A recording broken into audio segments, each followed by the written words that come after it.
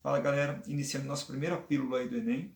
Então a gente vai falar sobre ondulatória, um dos assuntos mais importantes do que ultimamente vem sendo cobrado no Enem. Então ondulatória estuda as ondas, e ondas são perturbações que viajam no espaço transportando energia, mas não transportam matéria.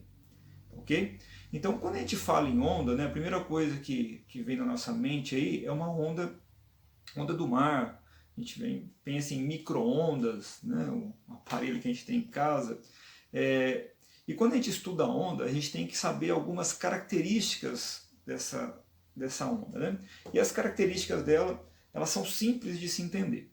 Então, imaginando uma onda senoidal, um desenho de uma onda senoidal, a gente vai perceber que ela existe dois pontos de máximos, né? Pontos mais altos, que são chamados de cristas, e pontos mais baixos, que são chamados de vales. E a gente define como um comprimento de onda, que é caracterizado aí pela letra grega lambda, a distância entre dois pontos consecutivos da onda.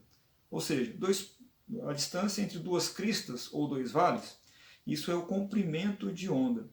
O tempo que a onda leva para chegar de um ponto a um ponto consecutivo é chamado de período, né?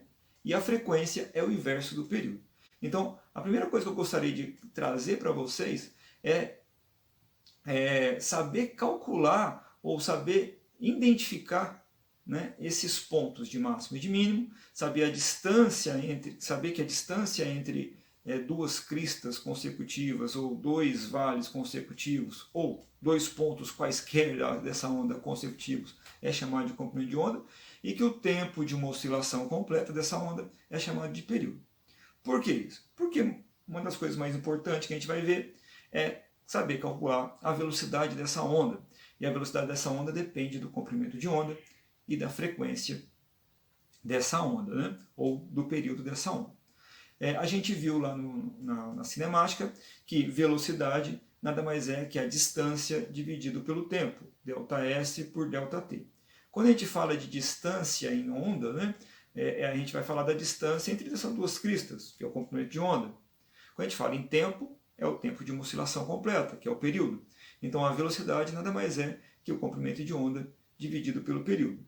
Como o período, ou como a frequência é o inverso do período, a gente pode chegar na equação que velocidade é igual a lambda vezes f.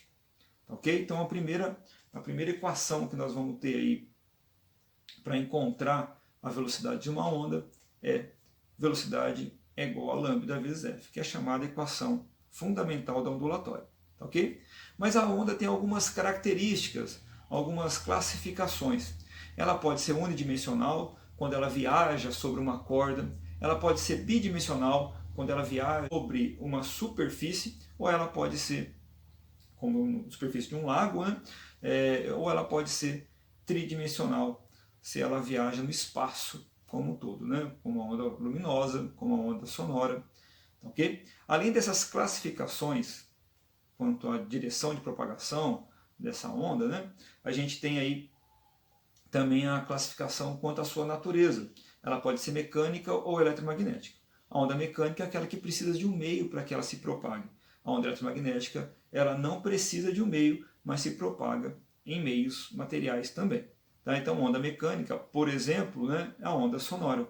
Onda eletromagnética são as ondas, onda luminosa, raios-x, raios gama, ondas de rádio, TV, micro-ondas, ultravioleta, infravermelho e a chamada luz visível, que compreende do vermelho ao violeta. Beleza?